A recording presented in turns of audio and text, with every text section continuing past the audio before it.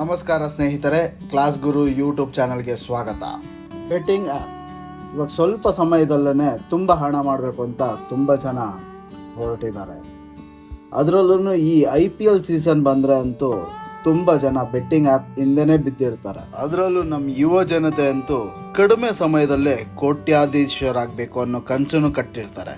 ಆದರೆ ಅದಕ್ಕೆ ತಗೊಂಡಿರೋ ಮಾರ್ಗ ಬೆಟ್ಟಿಂಗ್ ಆ್ಯಪ್. ನಾವೆಲ್ಲರೂ ಅನ್ಕೊಂಡಿರೋ ಹಾಗೆ ಕಡಿಮೆ ದುಡ್ಡು ಹಾಕಿ ಹೆಚ್ಚು ಹಣ ಗಳಿಸ್ಬೋದು ಅಂತ ಅನ್ಕೊಂಡಿರ್ತೀವಿ. ಆದರೆ ಈ ಬೆಟ್ಟಿಂಗ್ ಕಂಪ್ನಿ ಮಾಡ್ತಾ ಇರೋ ಮೋಸ ಮಾತ್ರ ಯಾರಿಗೂ ಅರ್ಥ ಆಗ್ತಾ ಇಲ್ಲ. ನೀವೇ ನೋಡಿರ್ತೀರಾ, ಒಂದು ಮ್ಯಾಚ್ನಲ್ಲೇ ಕೋಟ್ಯಾಧಿಪತಿ ಆಗ್ಬೋದು ಅಂತ ಆಸೆ ಹುಟ್ಟಿಸ್ತಾರೆ.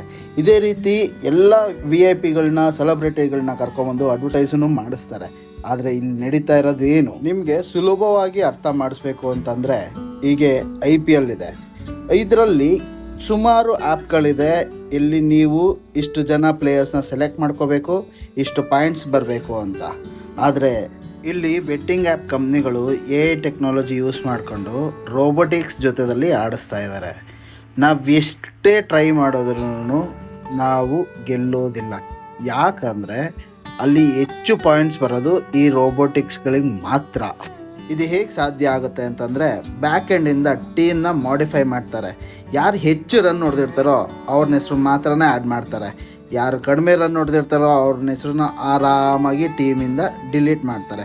ಸೊ ಈ ಥರ ಮಾಡೋದ್ರಿಂದ ರೋಬೋಟಿಕ್ಸ್ ಪ್ಲೇಯರ್ಸ್ ಮಾತ್ರ, ಅಂದರೆ ಬೆಟ್ಟಿಂಗ್ ಕಂಪ್ನಿ ಕಡೆಯಿಂದ ಬ್ಯಾಕ್ ಎಂಡಿಂದ ಎಡಿಟ್ ಮಾಡಿರೋ ರೋಬೋಟಿಕ್ಸ್ ಮಾತ್ರನೇ ಫಸ್ಟಲ್ಲಿ ಬರ್ತಾರೆ. ಅವ್ರಿಗೆ ಮಾತ್ರನೇ ಹಣ ಗೆದ್ದಿದೆ ಅಥವಾ ವಿನ್ ಆಗಿದೆ ಅಂತ ತೋರಿಸ್ತಾರೆ.